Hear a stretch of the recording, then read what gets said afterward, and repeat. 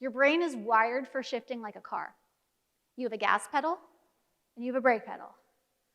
A car would be useless without the gas pedal, which is why we actually do need to have a little bit of stress in our lives.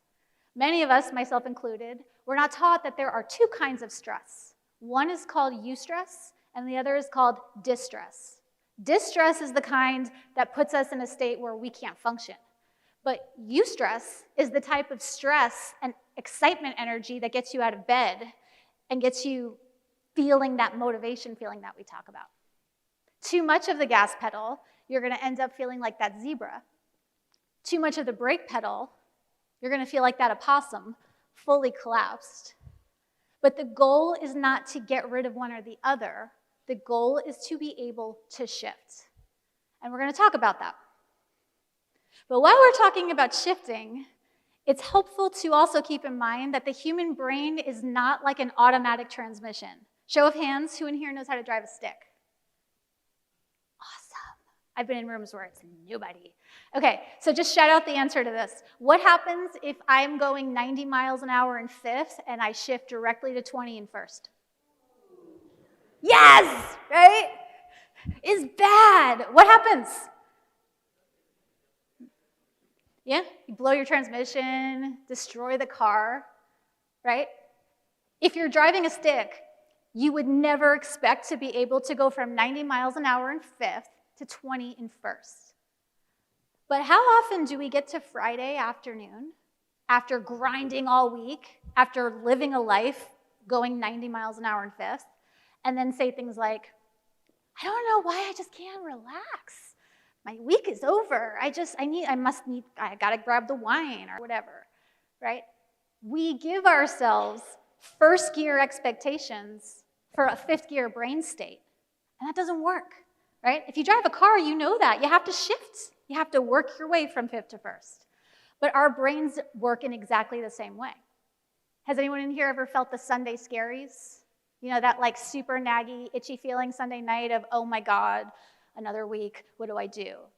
That happens because you've spent all weekend getting yourself down to first gear, and you're giving yourself a fifth gear brain expectation.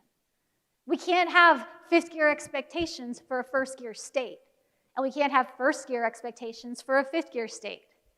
Our brains are not set to do that. We have to be able to shift.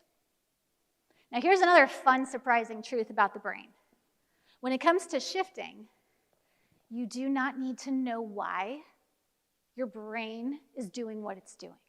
Now, asking why questions has its place. I became an analyst because I was obsessed with understanding the why.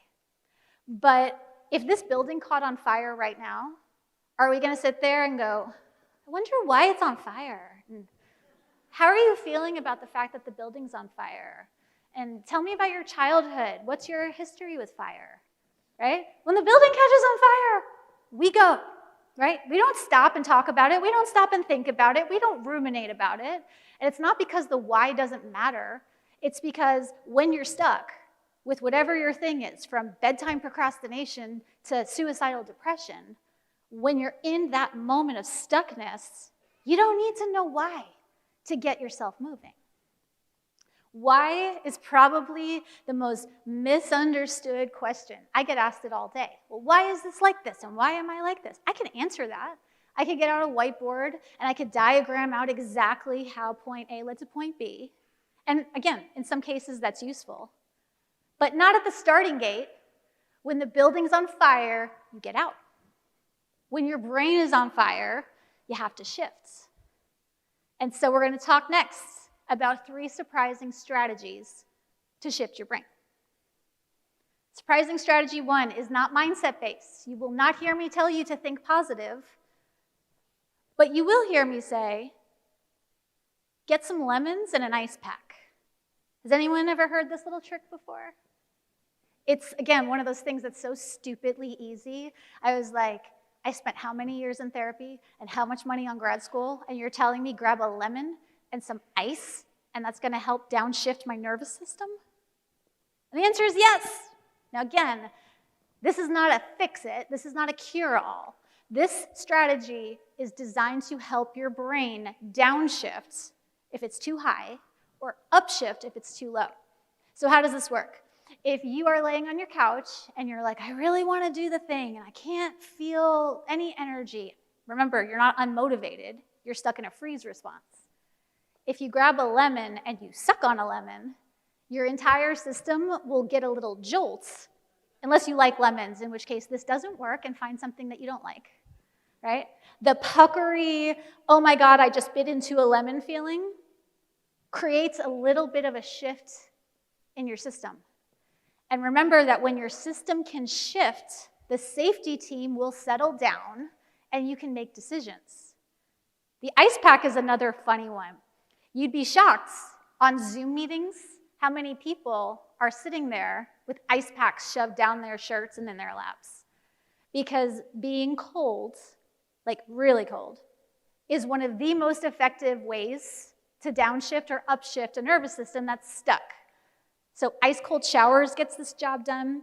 Keeping gel ice packs in your freezer and just getting them on your face. If you don't like that, you can put cold water on your hands.